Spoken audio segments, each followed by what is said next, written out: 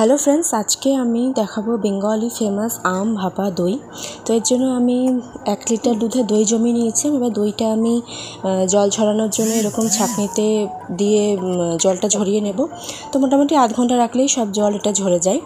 এবার আমি এটা বাটিতে ঢেলে নেব আর এর মধ্যে অ্যাড করব মিল্ক মেড। আমি এখানে আমুল মিঠাই মেড ইউজ করেছি, মিল্ক পাউডার দিয়েছি, এলাচ গুঁড়ো দিয়েছি আর ম্যাঙ্গো পাল্পটা আমি ম্যাঙ্গোটা মিক্সিতে পেস্ট করে নিয়েছিলাম।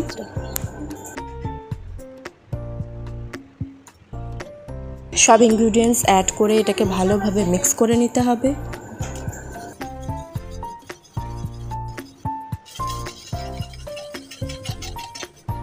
এবার আমি কড়াইতে একটা স্ট্যান্ড দিয়ে তার মধ্যে স্ট্যান্ডটা ডুবে থাকার মতন জল দিয়েছি আর সেটাকে ফুটতে বসাতে হবে।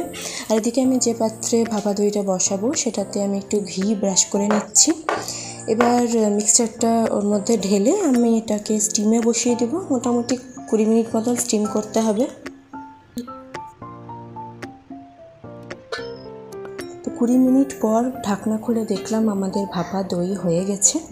এবার এটাকে একটু ঠান্ডা করতে হবে। তো আমি ফ্রিজে 5-6 ঘন্টা রেখে দিয়েছিলাম। তো একটু চিল্ড ভাপা দই খাওয়ার মজাটাই আলাদা। এবার আমি এটাকে একটু ম্যাঙ্গো স্লাইস দিয়ে ডেকোরেট করব, তারপর সার্ভ করব। আর এরকম ভাপা দই খেতে দারুণ লাগে আর সত্যি ভীষণ টেস্টি হয়েছিল। তোমরাও এভাবে ট্রাই করো, ভীষণ ভালো লাগবে। আমার এই আম ভাপা দইয়ের রেসিপি কেমন লাগলো সবাই অবশ্যই কমেন্টে জানাবে। আর নতুন নতুন আপডেট পাওয়ার জন্য চ্যানেলটি সাবস্ক্রাইব করবেন।